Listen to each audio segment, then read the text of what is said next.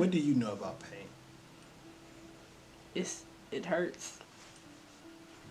Physical, mental, and spiritually, right? And spiritual. I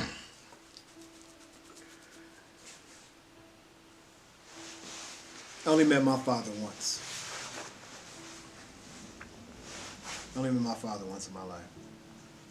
I had to be about 5 or 6 years old, and I'll never forget it like it was yesterday.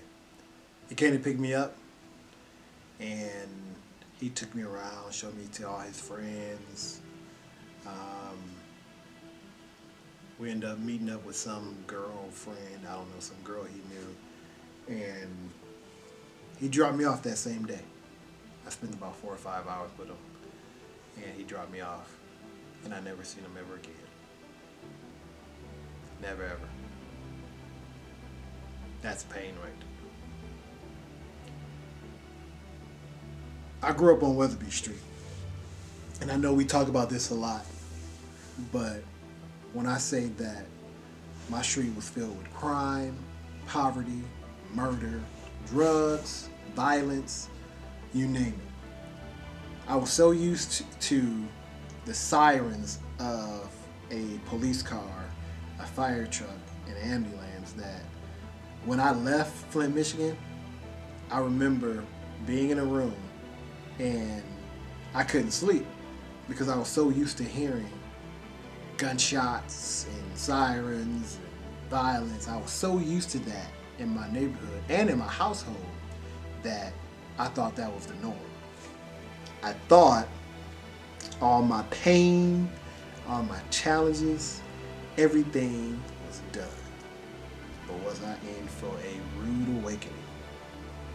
So let's fast forward. A few years later on down the road, I'm in the middle of the desert fighting the global war on terrorism in the great country of Iraq.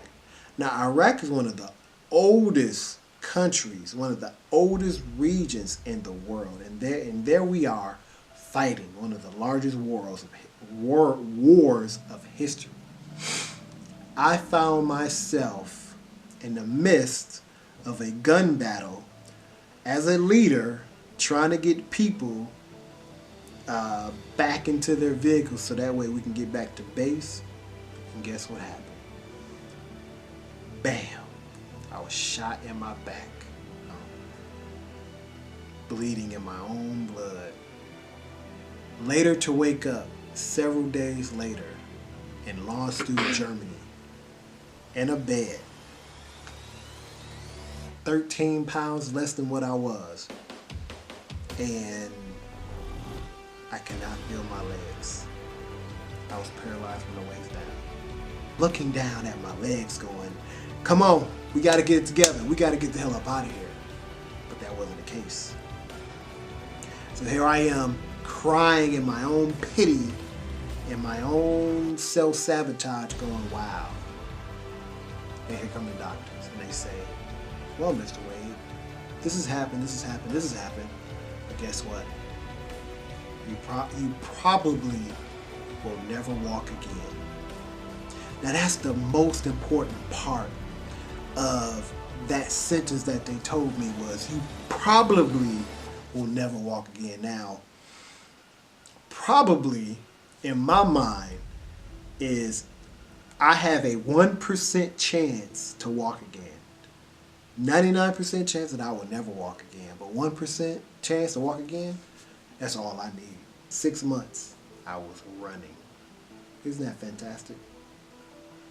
Because I allowed that pain to push me to success. Everything you do is going to have pain. But at the end of pain is reward. At the end of pain is success. At the end of pain is happiness.